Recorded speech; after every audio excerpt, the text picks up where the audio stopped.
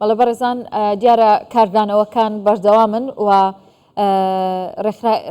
ڕێکخەری ڕاستپاردە نێودەوڵەتیەکانیش لە حکوومەتی هەرێمی کوردستانەوانیش بەیاننامەیەکیان هەبوو. دکتۆر دیندار زێباری ئێستا ڕاستەوخۆ میوانی من دەبێت. دکتۆر دیندار زۆر سپاس کە ئامادەی لەگەڵ کوردستان 24 لە بەیاننامەکەتان گوتوتانەکە ئەم هێرشانە پێشێلکاری ڕوونی مافەکانی مرۆڤ و پرەنسیپە نێودەوڵەتیەکانیشە. ئێوە وەکو ڕاستپاردە نێودەوڵەتیەکان چی دەکەن بۆ ئەوەی کە کۆمەلگای نێودەوڵەتی و ڕێکخراوە نێودەوڵەتیەکان لەسەر ئەم بابەتە بهێننە دەنگ؟ زۆر سپاس بۆ ئێوەی ئازیز، سپاس بۆ کەی 24 کوردستان 24 بۆ ئەم دەرفەتە. بەڵێ ئەمە لە ڕاستیدا ئەتوانم بڵێم کە ئەرکێکی ضروریە و پێویستە کە هەموو لایەنەکان لەسەرەوەیان حکوومەتی هەرێمی کوردستان و ئەو کاناڵانە کە حکوومەت هەیتی لەسەر ئاسی نێودەوڵەتی ئەم پەلامارە و ئەم پێشێلکاریە کە زقە بەرامبەر بە هاوڵاتیانی مەدەنی و سیڤیلی خەڵکی کوردستان بە کۆمەلگای دەوری نێودەوڵەتی بگەیەنرێت. لێرەدا حەزەکەم ئاماژە بە چەند پێوەری گرنگ بکەم کە لەسەر ئاسی نێودەوڵەتی التزاماتی دەولیە و پابەندبوونی نێودەوڵەتیە بەرامبەر بە خەڵک لە هەر ناوچایەک بێت لەم جیهانەدا. یەکەمیان ئەوەیە کە ئەگەر سەر ئاستی ئەقلیمی ناوچەیی سیر بکرێت لە ساڵی 1987 بە پێ ئەو بریاری ئەنجومەنی ئاسایشی نێودەوڵەتی 598 کە ئاگربەست لە نێوان عێراق کۆماری عێراق ئەو کات و کۆماری ئیسلامی ئیران ڕاگەیاندرا، ئەوە بوو کە ناکرێت لەو ڕۆژەوە هیچ پەلامارێکی سەربازی ڕاستەخۆ یان هێرشێکی سەربازی ڕاستەخۆ لەسەر هاوڵاتیانی سیڤیلی هەردوو لە ئەنجام بدرێت. ئەمە دەق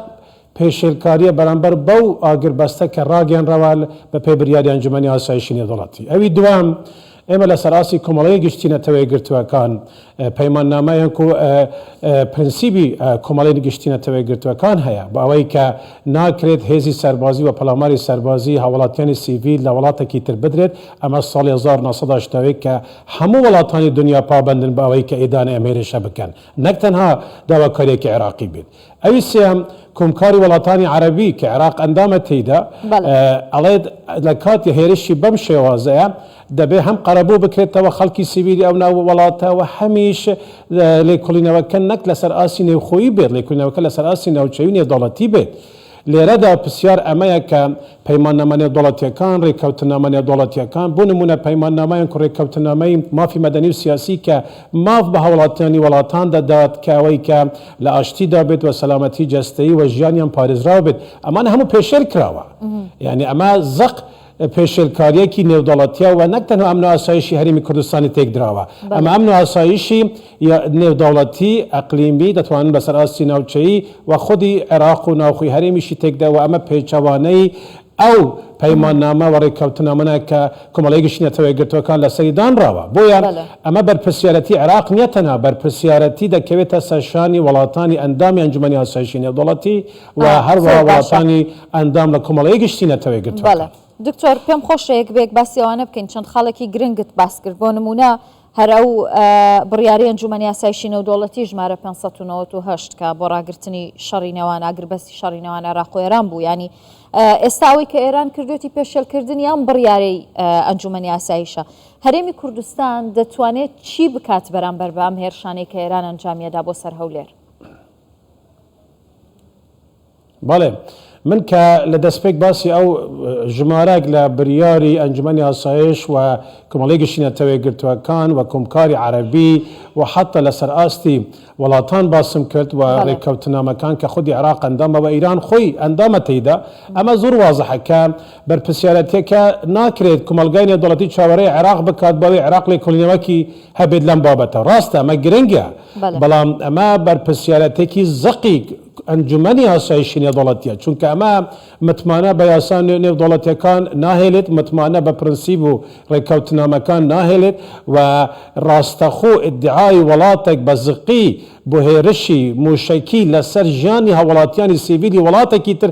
لەمە زیاتر پێشێلکاری یاسای نێودەوڵەتی نییە. بۆیە ئەمە هەم ئۆرگانە ئەقلیمیەکان و هەم ئۆرگانە نێوخۆی نێودوڵەتیەکان هەر هەمووان بەرپرسیاریان هەیە و ئەمە ڕاستە کەیسەکە بکەنە شەهید بوونی ژمارەك لە هەوڵاتی سیڤیل بێت بەنسبەت ناوچایکی وەکو هەرێمی کوردستان، بەڵام ئەمە سابقەک یان کەتوانم دەستپێکێکی مەترسیدارە بۆ ئەوەی کە جۆری پەیوەندی لە نێوان وڵاتان خەریکە تێک دەچێت بەو سیستمەی کە ئێستا ئیران پەیڕەو دەکات لە پێچەوانەی هەموو ڕێکەوتنامەکان و بڕیارەکان کە خودی ئیران پابەندە پێ لەسەر ئاسی کۆمەلگای نێودوڵەتی. بۆیە من بەرپرسیارەتەکە تەنها بە عێراق نابینم کە عێراق داواک بکات یان وزارەتی دەرەوە تەنها ڕاست ئەمە گرنگە پێشتر بە جددی نەکراوە و وەرەقەیەکی احتجاج بە قونسڵخانەیان و سفارەتی ئیران بترێت لە بەغدا بە پێچەوانەوە گرنگە هەڵوێستی نێودوڵەتی ڕاستەخۆ هەبێت. ئەمڕۆ دیتمان ئەم هەڵمستە تا حەدێک دەستپێکێکی باش بوو. دیداری جەنابی سەرۆک وەزیران ئەمڕۆ هێوارە لەگەڵ وەزیری دەرەوەی ئەمریکا زۆر ئەگە ورد سیر بکرێت وەزیری دەرەوەی ئەمریکا زۆر بەزەقی باسیەوەی کرد کە ئەمە بەرپرسیارەتێکی نێودوڵەتیە، ینی پاراستنی ئاسایش و ئەمنی هەوڵاتیانی هەرێمی کوردستان ئەوان بە جددی وەردەگرن و ئەمە جاری یەکەم نییە، جاری دووەم نییە و ئەمە زەق بمانەوێت نەمانەوێت پێشێلکاری ژیانی هاوڵاتی سیڤیلە لەم ناوچایکە. ئەمریکا بەرپرسیارەتی تێدا چونکە هێزی هاوپەیمان ئەو هێزەیە کە ئێستا دژی ئێرهابی نێودوڵەتی تروریستی نێودوڵەتی ئێستا تەواجدی هەیە لەمە ترورتر نییە لەسەر ئاستی ژیانی خەڵکی عێراق و هەرێمی کوردستان. بۆ یاتوانم بڵێم کە بەرپرسیارەتەکان ئەمجارە دەبێت تونتر بێت و بەرپرسیارەتەکە لەسەر ئاسی نێودوڵەتی بێت و کاتی ئەوە هاتووە کە ئیتر کۆمەلگای نێودوڵەتی بەڕێ کۆماری ئیسلامی بگەیندێت ئەم ڕسالە نەک بە توندی بە فعل بگەیندێت کە بەس بێت ئەم پێشێلکاریە و مەترسی لەسەر ژیانی هاوڵاتیانی ناوچەکە بە تەحدید وڵاتێکی دراوسێ وەکو عێراق. بەڵێ بەڕێز زێباری پێشەوەی باسی هەڵوێستی ئەمریکات لەگەڵ بکەم کە ئەمریکای دواتر هەڵوێستی چی دەبێ، بەڵام با باز لەوە بکەم کە ینی پێتان وایە عێراق لە ئەنجومەنی یاسایشی نێودەوڵەتی سکاڵا لە دژی ئێران تۆمارەکە لە بەرامبەر و هەڵوێستانی لە بەرامبەر ئەو هێرشانەی کە بەردەوامن بۆ سەر هەرێمی کوردستان؟ تەسەوری من نێردەی نەتەوەیەگرتوەکان لە عێراق و ئێستا لە هەرێمیش کە هەیە بارگای هەرێمەتیان ئەمڕۆ ئیدانایکی باشیان هەبوو بە توندی دژی ئەم هێرشە ڕاوستاون. نێردەی نەتەوەیەگرتوەکان ئەو نێردەیە کە ڕاستە خۆ گرێدراوە بە ئەنجومەنی ئاسایشی نێودوڵەتی و کەناڵی فەرمی تەواجدی ئەنجومەنی ئاسایشی نێودوڵەتیە لە عێراق. پێشتر عێراق ممکنە حتا هەوڵی ئەوە هەبە کە ئەم نێردەیە بۆ ساڵی داهاتوو نەبێنێت لە عێراق، بۆیە بۆ ئەوەی کە عێراق پێویستی بە تەواجدێکی نێودوڵەتی مراقبەیەکی نێودوڵەتی نییە. ئەمڕۆ ئەوەمان دیت کە بوونی تەواجدی دەولی و چاودێری نێودوڵەتی لە عێراق گرنگە و ڕسالە و مەساجی جەنابی سەرۆک وەزیرانیش بۆ کۆمەلگای نێودوڵەتی ئەوە بووە کە پێویستیمان بە پاڵپشتی نێودوڵەتیە، پێویستیمان بە هەڵوەستی کۆمەلگای نێودوڵەتیە، پێویستیمان بە چاودێری کۆمەلگای نێودوڵەتیە، چونکە عێراق لە مەترسیدایە، ژیانی هاوڵاتیان لە مەترسیدا. ئەم جارە داعش نییە، ئەم جارە وڵاتێکی دراوسەی فەرمی ئەندامە لە ڕێکخراوی نەتەوەیەگرتوەکان کە بەم هێرشە هەڵوەستاوە و شانازیش بەو هێرشە دەکات کە ئامانجەکەی سەرکەوتوو بووە. باشە دکتۆر، ینی پێشبینیەکەن لە وڵاتان چه هەڵوێستێکیان هەبێت جگە لە ئیدانەکردنی هێرشەکان بۆ سەر هەولێر؟ ینی ئەمانە خۆ باشکرا دیارن کە پێچوانەی یاسانە و دەوڵەتەکان ئێران ئەنجامیەدات. بەڵێ ئەمڕۆ خودی هەڵوێستی وەزیری دەرەوەی بریتانیاش هەڵوێستێکی گرنگ بوو کە بە زۆر ڕۆنی پشتگیری خۆی دەربری بۆ حکوومەتی هەرێمی کوردستان لەم کاتەدا. ئەمە پشتگیرێکی ئەندامێکی تری ئەنجومەنی ئاسایشی نێودوڵەتیە، ئەمریکا ئەندامێکی تری ئەنجومەنی ئاسایشی نێودوڵەتیە، سین کۆماری چین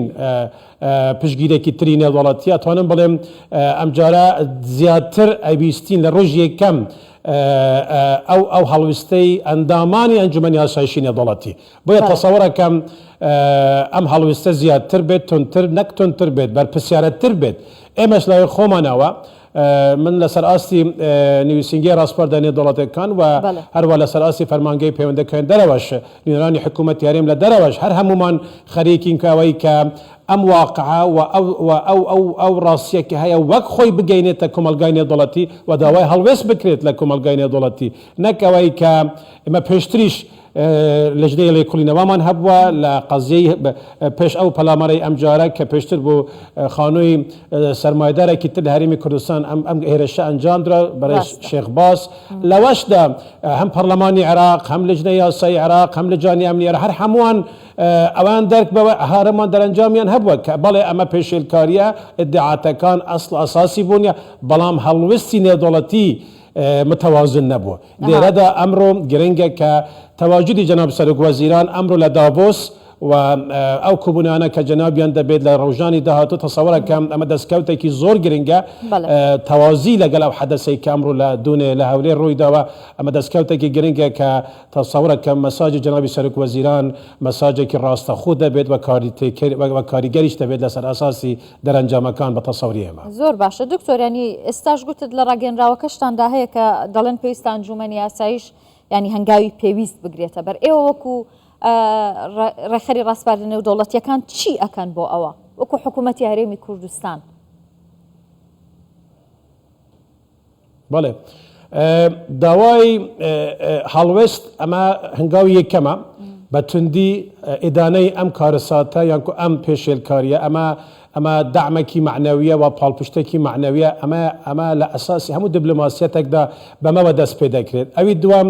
تێگەشتنێک و پاڵپشتێکی کۆمەلگای نێودەوڵەتیە کە بەڵێ ئەمە دەبێت ڕاوەستێت و ئەمە نەک تەنها بە ئیدانەکردن بەڵکو دەبێت میکانیزمێک بدوزرێتەوە یانکو پاڵپشتێک بدوزرێتەوە و ئالیەتەکە تەسەوەرەکەن ئالیەتێکی نێوخۆی عێراقی تەنها سەرکەوتو نابێت چونکە عێراق نەیتوانیوە لە ساڵانی ڕابردوو نە سنوورەکان بیپارێزێت نە ئەو هەرەشانە بپارێزێت و حتا درونەکانی کە لە ناو خودی گروپەکانی سەر بە وڵاتانی دراوسێنەوە و گروپانە کە سەر بە گروپی چەکداریمە پێی ئەڵێن هەمیشە بە درۆن هەولێر استهداف کراوە شارەکانی تر استهداف کران بۆیە عێراق عاجزە لە پاراستنی ئەمن و ئاسایشی شارەکانی خۆی هاوڵاتیانی خۆی سنوورەکانی خۆی بۆیە لێرەدا گرنگ ئەوەیە کە ئەو شوێنەی کە سەقامگیری تێداوە ئەو شوێنەی کە بوویتە شوێنی حەوانەی مەلاین بە ملیونان خەڵکی عێراق لە ئاوارە و پەنابەرانی وڵاتانی دراوسێ ئەمە پاڵپشتی لێ بکرێت هەم لەسەر ئاستی ژیانی هاوڵاتیان و پێکەوە ژیان هەمیش بۆ ئەوەی کە بەڵێ ئارزووە کەبێت ئومێدە کەبێت کە دموکراسیەت لە عێراق و ئەو سیستەمە نێودەوڵەتیە بەرەو پێش بڕوات بەرەو تاریکی نەڕوات بۆیە من هەمیشە عەفەن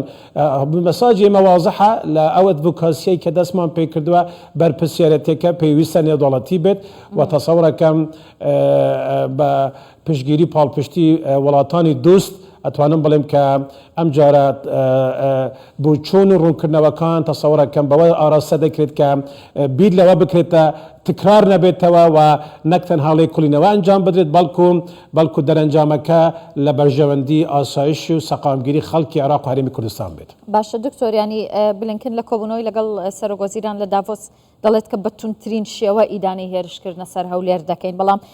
پێشبینیەوە دەکەن کە ینی ئەمریکا وەڵامی ئەم هێرشانە بداتەوە و چیدی ڕێگە نەدات کە ئێران بەو شێوەیە ئەم هێرشانە بکاتە سەر هەرێمی کوردستان ینی زۆر جار لە هێرشەکان خۆتان دەزانن کە کۆنسڵخانەی ئەمریکا و بنکەی هێزەکانی یاو پەیمانان و ئەمریکا لە هەولێر دەکرێنە ئامانج. بەڵێ ئێمە باس لەوە دەکەین کە ئەمریکا و تەحالفی دەولی تەواجودیان لە عێراق و هەرێمی کوردستانەیە مانەوەی هێزی هاوپەیمانان لە عێراق و هەرێمی کوردستان ئەمە داواکاریەکی وڵاتی عێراقە نەک هەرێمی کوردستانە بەتەنیا وڵاتی عێراقە بۆیە هاوپەیمانە نێودەوڵەتیەکان کە لێرەن بۆ ئەوە لێرەن کە سەقامگیری و ئاسایشی ئەم هەرێمە و عێراق پارێزراوە بێت کە ئەو هەرێمە دەکەوێتە بن پەلاماری سەواریخ یانکو موشەکی باڵستی لە وڵاتێکی دراوسەیە کە ئەندامە لێ ڕێکخراوینەتەوەی گرتوەکان تەسەوڕەکەم ئەمە ناکرێت ئەمە مەعفوو بێت و درونێکی گروپێکی چەکداری لێرە مەبەسمان بێت نەخێت ئەبێ ئەو سیستەمە بەرگریە کە عێراق پێویستی پێیتی و هەرێم پێویستی پێتری ئەمە کارا بکرێتەوە بە جددی لەگەڵیانی نێودەوڵەتی و چاوپێشاندنێکش بکرێت بە ئەو ڕێککەوتنەمەی کە ئەمریکا هاوپەیمانان هەیەە لەگەڵ عێراق بە ئەمن و سەقامگیری لە وڵاتە. بەڵێ زۆر سپاس دەکەم دکتۆر دیندار زێباری ڕێخەری ڕاستپاردنە و دەوڵەتیەکان لە حکوومەتی هەرێمی کوردستان سوپاس کە ئامادەبووی لەگەڵم.